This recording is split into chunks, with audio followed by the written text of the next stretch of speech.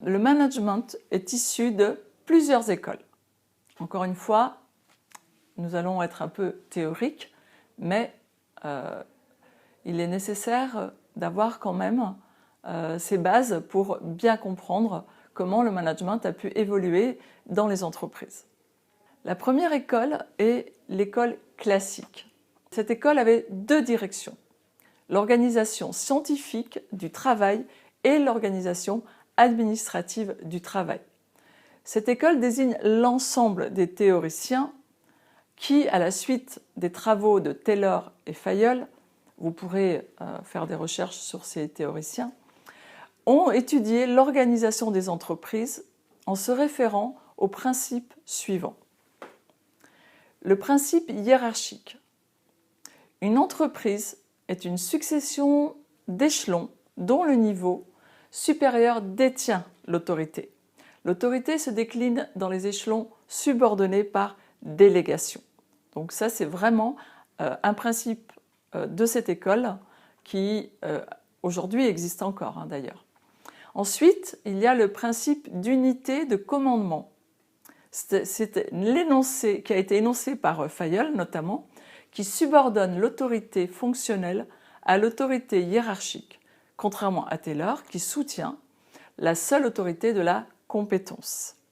C'est-à-dire qu'on n'est pas reconnu pour sa compétence, mais on va être reconnu par sa position hiérarchique. Ensuite, dans cette école, il y a également le principe d'exception, proche du principe de subsidiarité, selon lequel les tâches habituelles doivent être confiées au plus bas et seules remontent au supérieur hiérarchique les tâches exceptionnelles. Il y a également dans cette école le principe d'optimisation de l'éventail de la subordination, c'est-à-dire la recherche du nombre optimum de subordonnés qui délimite le pouvoir hiérarchique et l'importance de la délégation. Nous avons également le principe de spécialisation organisationnelle, appliqué par Taylor à l'organisation des postes de travail.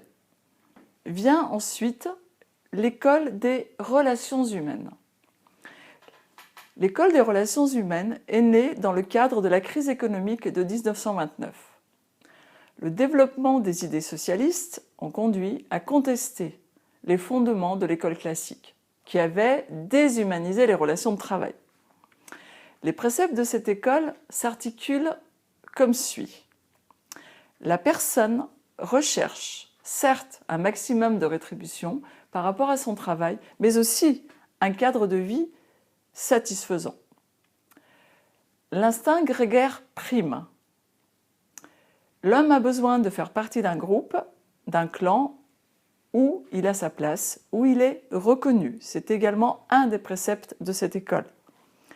La communication, l'échange, les stimulations positives, la reconnaissance de ses efforts, la valorisation de ses capacités sont autant de besoins fondamentaux que toute personne doit trouver dans son travail.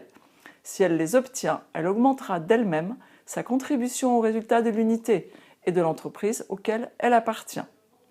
Donc, vous l'aurez compris qu'on privilégie donc la personne dans son poste de travail et on a de la prise en compte de ses besoins et ainsi, s'ils sont satisfaits, elle pourra contribuer à développer l'entreprise.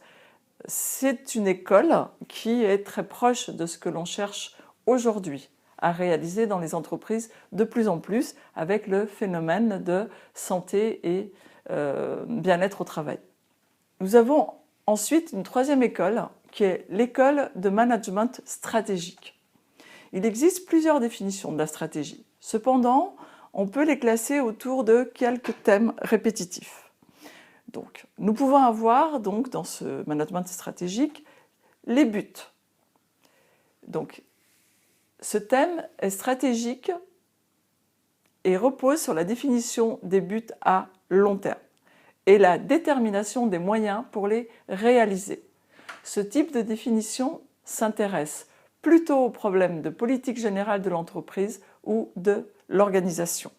Ce qu'on pourrait appeler la vision à long terme, donc plutôt les objectifs. les buts finaux, le projet d'entreprise. Ensuite, nous avons le plan. Est stratégique toute démarche reposant sur une planification de l'engagement des ressources sur un horizon donné.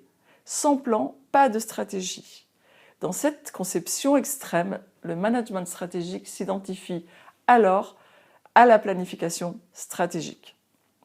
Donc, encore une fois, c'est le projet, le plan d'action qui permet d'être donc on manage vraiment avec un plan d'action, une stratégie bien ordonnée, bien identifiée, dans le temps, court, moyen et long terme. Ensuite, dans cette école, il y a l'environnement, qui est stratégique pour prendre toute décision. Et toute décision qui a pour but de rendre l'entreprise compétitive à long terme, de se renforcer par rapport à un environnement où régnera la concurrence.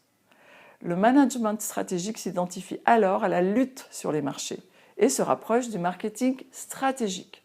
Donc là, on est plus sur une partie, on tient compte du macro-environnement pour mettre en place ce type de management. Le changement est stratégique, toute décision impliquant des changements importants, structurels, dans le management de l'entreprise, ses buts, ses activités, son organisation, etc. Donc le management stratégique, normalement, veille à anticiper et dans tous les cas à conduire le changement dans quelque domaine que ce soit. Nous avons ensuite ce que nous appelons l'école systémique. Cette école se base sur la notion de système qu'elle définit comme un ensemble de parties indépendantes, agencées en fonction d'un but et en appelle, structure l'ensemble des relations non fortuites liant les parties entre elles et au tout.